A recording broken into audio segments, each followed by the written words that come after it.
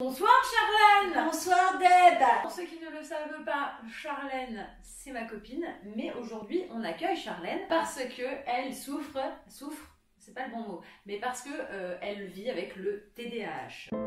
I'm somewhere in the middle, try to find myself again. Pour ceux qui ne savent pas ce qu'est le TDAH, Trouble déficitaire de l'attention avec hyperactivité. Un cerveau qui va très vite, qui va trop vite. Ce sont beaucoup de pensées qui s'en mêlent, des pertes d'attention. Mon cerveau, ça y est, il part en sucette. Donc ça c'est pour l'hyperactivité cérébrale. Et puis bah du coup, sinon c'est pas drôle, il y a l'hyperactivité physique. Des soucis pour dormir, de l'angoisse, un trouble d'anxiété généralisée qui peut se créer, mais pour des raisons qui sont complètement débiles. Incroyable. Bah, ouh, le petit schiste des pierres. Joli vernis rouge. on passe du coq à l'âne souvent. Ça fait partie des symptômes du trouble déficitaire d'attention avec hyperactivité. On passe du coq à l'âne rapidement, on a beaucoup d'énergie, on est très solaire, mais on peut être un peu fatigant. Mais on aime beaucoup de choses, on est très extraverti. Voilà, très extraverti. Par contre, on s'ennuie très vite. C'est pour ça qu'on a envie de faire beaucoup de choses, plein de choses. Il y a tellement de choses à dire en vrai. On parle très vite. On parle très vite, on parle beaucoup dans la phrase, on a envie de... En fait, on a tellement peur, puisqu'on a un déficit d'attention, et du coup, on oublie beaucoup de choses. Donc, on oublie, on perd ses clés, on part de la maison, on a oublié d'éteindre les lumières. Si ta tête n'était pas accrochée à ton corps, tu la perdrais. Exactement, on nous appelle le petit moulin à parole. Charlène, c'est une des seules personnes que je connais qui peut parler au téléphone pendant 3 heures. Genre moi, je trouve ça trop cool, parce que j'aime pas parler au téléphone, et du coup, c'est hyper cool. Ça me fascine. C'est vrai. Alors après, tant que je suis pas ennuyante, c'est ouais, jamais. Donc si jamais là il y a des gens qui se reconnaissent dans ce que tu viens de me dire, ouais. J'ai envie de savoir s'ils sont TDAH aussi. Ouais. C'est comment on se diagnostique. Alors, pour la petite histoire, je peux raconter toute ma vie, mais pendant 27 ans j'étais dépressive, donc c'est pour ça que on n'a pas détecté mon hyperactivité, puisque ma dépression me faisait beaucoup dormir. J'ai fait une psychanalyse pendant 4 ans. Où du coup j'ai soigné cette dépression et là je suis passée de je dors 14 heures par jour à j'ai plus du tout envie de dormir. Ouh, j'étais jamais aimée par les gens parce que j'étais dépressive et toxique, et d'un coup j'ai été beaucoup aimée, donc ça c'était cool. Mais ça m'a coûté un premier burn-out. Et puis je ne travaillais pas à ce moment-là pour diverses raisons.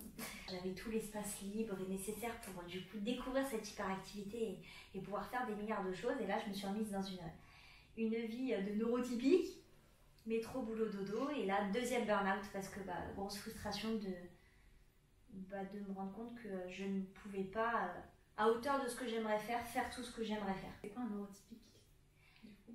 Un neurotypique, c'est quelqu'un qui sait vivre tranquillement, je pense. C'est quelqu'un de normal. C'est quelqu'un de normal. Il n'a pas le cerveau en ébullition. Un neurotypique, pour vous donner un ordre d'idée, c'est quelqu'un qui peut avoir 60 000 à 80 000 pensées par jour. Un HPI, slash TDAH ou pas en vrai, hein, mais d'après ma psychiatre, c'est quelqu'un qui a à peu près 160 000 pensées par jour. En mars, j'ai refrôlé le burn-out, donc j'arrivais plus à dormir, j'arrivais plus à être dans le moment présent.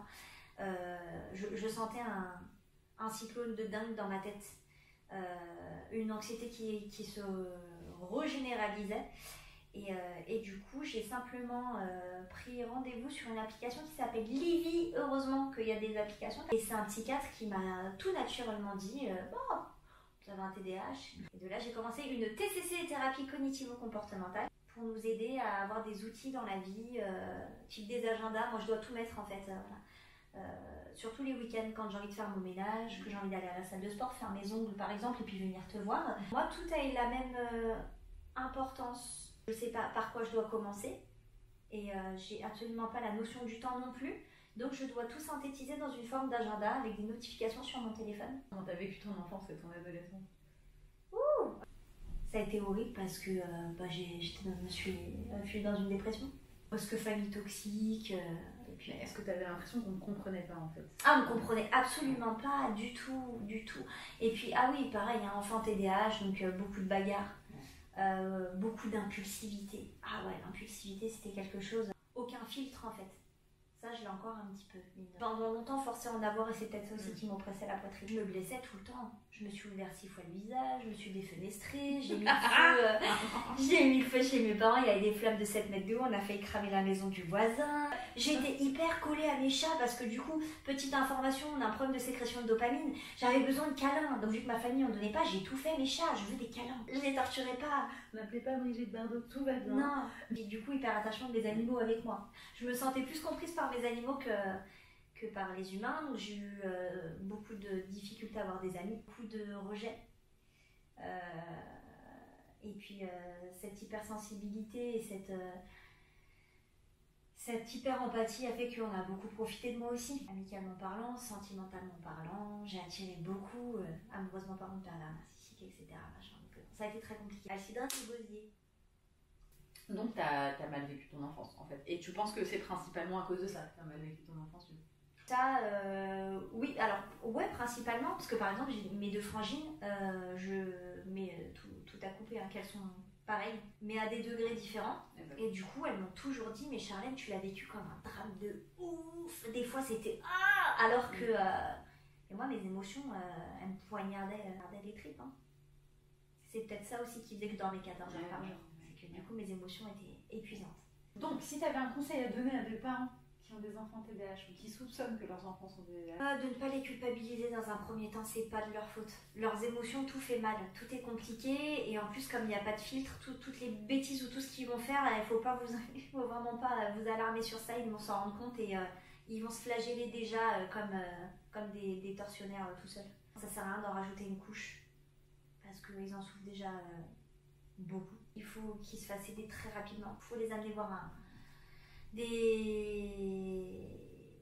comment ça s'appelle ça déjà? Comment ça s'appelle ça? Des pédopsies. Avoir un adulte qui les comprenne, qui leur donne les codes, qui leur apprenne les codes sociaux, qui les aide à gérer leurs émotions, les accompagner et ne pas les juger quoi. Ah non. Ouais. J'ai toujours entendu, t'as un sale caractère, t'es une sale gosse. Oui, bien sûr. Et ça, pour information, quand on est adulte, notre inconscient, il nous le répète constamment après. Ouais, j'ai l'impression que les parents, ils ont du mal à comprendre ce genre de choses. Et je pense que c'est parce qu'en fait, c'est une question d'ego, tu sais. Oui. Parce que genre, ils se disent, si je me fais aider, c'est j'admets en fait que je fais pas les choses bien, que je suis pas un bon parent. Donc ça peut les toucher aussi parce qu'ils disent que c'est pas des bons parents. Mon enfant, il est en train de se construire. Donc en fait, si tu l'aides pas à se construire correctement, bah, tu vas avoir des adultes comme nous, comme toi, comme d'autres, comme plein de gens de notre génération. En fait, on nous blâmait constamment en fait. T'as pas des bonnes notes, bah t'es une merde. Bah tu fais des bêtises, t'es une merde. T'es constamment une merde parce que tu réponds pas aux attentes de tes parents. Mais en fait, dis à ton enfant qu'il est merveilleux, dis-lui que c'est bien, et dis-lui que s'il fait pas bien aujourd'hui, il fera mieux demain, et que s'il fait pas mieux demain, bah c'est pas grave, et qu'il faut juste qu'il soit gentil, et qu'il aille bien, et qu'il soit heureux dans sa vie en fait. Tu vois, si ton enfant il n'arrive pas, c'est vraiment qu'il n'y arrive pas, et ben, il faut arrêter de croire que les enfants ils font exprès aussi. Clairement. Ouais. C'est il a pas envie, bah non, mais c'est pas qu'il a pas envie, c'est peut-être qu'il n'y arrive pas en fait. Donc allez voir un pro. Le pro il saura vous dire si le gamin genre juste il a pas envie ou si genre juste il y a peut-être un problème, un truc qui fonctionne pas comme tout le monde. Ah, parce que oui, pour la petite info aussi, le TDAH, bah, du coup il y a des problèmes d'attention, donc à l'école c'est très compliqué. Mais c'est une intelligence qui est différente. À savoir aussi qu'il y a, tu sais, l'hyperfocus. Ouais. C'est-à-dire qu'en fait, quand on aime quelque chose, vu que notre cerveau ne sécrète pas la dopamine correctement, on va être hyper focus et on va pouvoir limite oublier de manger, de faire pipi, de boire. Quelqu'un d'hyperactif, quand il fait quelque chose qu'il n'aime absolument pas, c'est pas qu'il ne veut pas le faire et que c'est par fainéantise, il y arrive vraiment pas parce que ça ne lui fait pas sécréter ce qu'il faut. Selon toi, c'est quoi? Ça fait quoi quand on est amoureux de quelqu'un qui a un TDAH? Je demande de te mettre de l'autre côté, hein. Ça de ton côté à toi. Ça va dépendre de lui, hein. Est-ce qu'il est TDAH ou pas déjà? Non, s'il ne l'est pas. Genre quelqu'un de lambda va tomber amoureux de toi, tu vas tomber amoureuse de lui parce que quand même ça reste quelqu'un d'intéressant qui est assez à ta portée. C'est horrible. C'est pas... Ça va être ma dose de je me lance des fleurs. C'est cool parce qu'elle est pleine d'énergie, c'est cool parce qu'elle aime trop de choses, on s'ennuie jamais avec elle, c'est cool parce que du coup il n'y a pas de routine. Elle est célibataire si jamais. Le moins cool si je suis... Alors, je mets des gens dans des cases et ça c'est très très mauvais. Le côté parfois solitaire. Ouais. Alors c'est pas un côté borderline mais c'est... Fidèle l'a bien découvert, hein. Je peux être parfois très très présente. Tu l'es aussi. Mais pour info elle est TDAH au passage. Sois tranquille. On peut beaucoup donner, on a énormément d'amour à donner. Genre un quintal c'est rien à côté de tout ce qu'on a donné. On est hypersensible, on est hyper attentionné, donc bien attentionné. On ressent les émotions, donc il n'y a pas besoin de... Il n'y a pas besoin de parler chinois quoi. Voilà. On sait prendre soin des autres. Et par contre, d'un coup d'un seul, en fait, on est tellement hyper focus puisque ça nous fait du bien et qu'on aime qu'on s'oublie. Et là, quand on s'oublie, ça va pas du tout. Non, ça va pas du tout. Donc, il y a à part ne jamais s'oublier, hein, son meilleur ami, c'est soi. Du coup, on peut être d'un coup très très très présent et d'un coup un peu plus, bien plus distant. Moi, pour ma part, ça dure que quelques jours. Beaucoup de choses cool, hein. Mais... Je pense qu'on est très vrai. Tu vois. Ah oui, ah bah ça... Et il n'y a pas de demi-mesure et il n'y a pas de genre... Enfin, je sais pas comment t'es toi, mais moi je suis incapable de faire semblant d'un truc. Genre, si j'ai envie de te dire merde, là je te dis merde, et si je vais pas bien, je vais te le dire. Tu sais, c'est bien, en vrai. Après, faut pas être dans l'excès sur ça. Mais ça fait peur. Ouais. Bah, moi j'ai beaucoup peur, mais si tu suivais hein, ma love story, je ne citerai pas ton prénom, tu ne mérites pas. Petite merde que tu es, chaussette pourrie. Gros coup de foudre, j'étais là en mode mais je l'aime, je ne le connais pas, qu'est-ce qui se passe? Donc désolée des détails, je ne gardais rien de solide dans mon corps. Qu'est-ce qui se passe? Je lui ai fait peur. Ouais. Parce que je l'ai aimé tout de suite. Je ne lui ai pas dit bien évidemment, mais c'était très fort. Et je pense que ça s'est ressenti. À mon avis, il est hypersensible aussi de son côté. Et du coup, ça a été très intense. Je pense que ça aurait pu être une très très belle histoire. Bah oui. Mais ça a été trop. Ouais. Du coup, à contrario, comment c'est quand toi t'es amoureuse de quelqu'un dans ta tête? Il se passe quoi? C'est horrible. Ah, c'est horrible. Bah la preuve, je viens de parler de lui. Je chie en spray, je chie en brumisateur. Voilà. Insomnie, le cerveau qui bouillonne, peur de l'abandon. S'il me laisse, et si... Bah, ça, après, ça va être dû aux blessures du passé, mais si...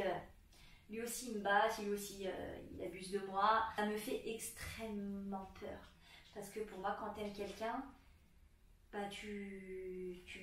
en tout cas moi pour ma part, je donne ma confiance, je donne tout. Donc en fait, la personne elle fait ça et elle me brise. Ça arrive, tu me connais maintenant, ça arrive tellement... Avant je confondais. Hein. Waouh, il est joli, il a des muscles, je l'aime. Non, pas du tout. Déjà pour avoir une vraie connexion... avec quelqu'un, il en faut. Tu penses que ça a affecté ta vie sexuelle? Ouais. Toujours cette recherche de dopamine. Ouais. Je pense que à un moment donné, alors ça je me suis vachement calmée sur ça, mais à un moment donné j'étais pas hyper active niveau sexe, je suis pas le tunnel de l'Eurostar, mais un trouble. C'est-à-dire que bon, c'est ouf. Voilà, je ne suis pas d'info, mais... Et t'aurais le droit de l'être, ce n'est pas grave. Ce n'est absolument pas grave et je ne juge pas les nymphos. Kiffez votre vie comme ça, restez comme vous êtes vraiment. Tant que vous n'en souffrez pas, c'est l'essentiel. À un moment donné, j'étais... Mais à chaque fois que j'avais une relation sexuelle ou autre, moi je voulais vraiment être amoureuse. Ah oui, je voulais vraiment être amoureuse, bah tu le voyais bien. Hein, mais... Et à quoi ça ressemble une soirée avec beaucoup de gens, il y a plein d'alcool partout, les gens sont un peu pompettes, il y a plein de gens que tu connais pas. C'est quoi dans la tête d'un TDAH? Danser, je ne m'arrête jamais de danser. S'il y a de la dancehall, vous me perdez. Hein. Grosse fêtarde. Ça fait rire, moi pour la petite histoire, quand je t'ai connue, tu parlais avec personne. T'étais dans ton coin, t'étais comme ça à la table. Oui, la petite info, je ressens les émotions des gens. Donc encore une fois, ça dépend avec qui. J'analysais beaucoup. Ouais.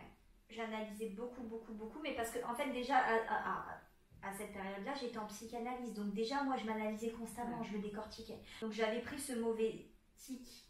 Et ça, vraiment, je passe le message pour les gens qui font des psychanalystes. Il faut pas l'avoir, ce tic de décortiquer constamment les gens, parce que déjà, on s'épuise. Ouais. On s'épuise mentalement, on met des étiquettes pour rien, on met les gens dans des cases et on juge inconsciemment. Moi, j'étais une grosse éponge émotionnelle. J'en ai pas parlé, malheureux. Mais il faut méditer. Il faut méditer au minimum 20 minutes par jour. Ultra méga important, notre cerveau il fuse, il va à 10 000, donc on a besoin, comme me dit ma psychiatre, c'est comme un bodybuilder, il a besoin d'aller à la salle tous les jours pour avoir les muscles, réussir à contrôler son cerveau, il suffit simplement de méditer tous les jours. Donc au début ça prend pas, mais il faut s'armer de patience et le jour où ça prend, bah, c'est jouissif parce que le cerveau, il se met en pause. L'alimentation joue énormément, moi après ça c'est pour ma part, mais le sport, il y a plein de... Il suffit simplement de s'intéresser au cerveau. Je regarde beaucoup de reportages sur la neuroscience. Ça m'intéresse beaucoup parce que du coup, rien que de comprendre la mécanique du cerveau, eh ben ça nous aide à nous comprendre nous. Ce qu'elle est en train de dire, ça fait partie normalement parce que les TCC, c'est un peu ça, les thérapies cognitives et comportementales. Je sais que quand c'est pour le stress et l'angoisse ou pour les phobies, en fait, on t'apprend à comprendre. Moi, on m'a demandé d'apprendre à comprendre comment on vomissait. Ah ouais? Ouais, oui, mais c'est pour ça aussi j'analyse tout, comment se passait la gastro, comment elle se transmet. On m'a toujours dit qu'il fallait l'apprendre, ça. Tu vois, à comprendre tes crises d'angoisse, comment elles montent, comment elles stagnent, comment elles descendent. Et ça, c'est un peu ça. Les TCC, c'est ça, c'est d'apprendre. Ça. Donc là, toi, c'est là-dedans, donc c'est bien de savoir. Ce n'est pas une tare, au contraire, c'est hyper magique. C'est hyper magique. On a des locales neurologiques sont plus épais que la norme. Et notre lobe frontal, il a comme une passoire. En fait, les trous sont plus dilatés que les autres. C'est pour ça qu'en fait, on va être plus sensible. On a une hyperesthésie, je perds mes mots. J'ai fait une déboratrice. Au contraire, c'est un cerveau qui est méga magique. Il faut l'imaginer comme une locomotive qui va je sais pas combien de kilomètres/heure et il faut simplement juste réussir à la réguler. Je sais pas pourquoi j'en suis venue à dire ça. Du coup, j'ai perdu le fil du début. Non, mais moi, j'étais ici il y a genre 2 mois. Je sais pas quand est-ce que tu t'es fait diagnostiquer, mais t'es venue à la maison genre juste après et t'as pleuré ta mère là. Je chialais comme une ouf. Bah, c'était avant. Et t'étais en mode. Alors, elle était en mode genre. Mon Dieu, personne ne m'aimera jamais. C'est n'importe quoi. Je vais pas m'en sortir. C'est de la merde. Alors que. Mais c'est exceptionnel d'être comme ça en vrai, c'est bien. Et puis ça change pas la personne que t'es en fait, parce que t'es comme ça depuis toujours. Enfin, en tout cas pour moi, je t'ai connue comme ça, je savais pas forcément y mettre de mots, d'avoir un diagnostic dessus. C'est juste que pour moi, ça, et c'est ce que je t'ai dit sur le moment, j'ai dit ça va te permettre en fait toi de savoir qui t'es et pourquoi t'es comme ça, et c'est tout. Au pire, tu vois, c'est pas grave. C'est important de savoir qui on est et pourquoi on est comme on est. Ouais. En fait, c'est trop bien. C'est trop bien parce que parce qu'on s'ennuie jamais. J'ai versé de soulagement et de. En fait, si je pouvais m'auto-câliner, je le ferais parce que j'ai été tellement dure avec moi, mais tout au long de ma vie. En plus de la dureté des autres, socialement parlant. C'était toutes mes questions pour toi, ça m'a fait grand. Et bah du coup... Attends, une gueule de merde. Non, mais ne te regarde pas, non. Flip, hair flip. Bah, du coup, écoute, ça me fait grand plaisir de parler avec toi. Peut-être, qui sait, vous allez la retrouver plus souvent sur cette chaîne. Si jamais elle m'apporte des viewers en plus, ça me fait bien. Mais écoute, merci de t'être ouverte. Merci d'avoir participé, Charlène, en grand tout cas. plaisir. Écoute, si jamais, quand je sors cette vidéo, cette demoiselle aura peut-être ouvert un TikTok parce que oui, elle chante très bien. Peut-être que d'ici là, je vous le mettrai en barre d'infos. Si il n'y en a pas, c'est qu'elle est tais-toi. S'il n'y en a pas, c'est qu'elle n'a toujours pas décidé de s'y mettre. Mais on va essayer. Vous retrouverez d'autres trucs qui la concernent. Je ne sais pas ce qu'elle peut décider de faire car les TDAH se décident du jour au lendemain. Ça leur prend comme une envie de pisser. À bientôt. Au revoir.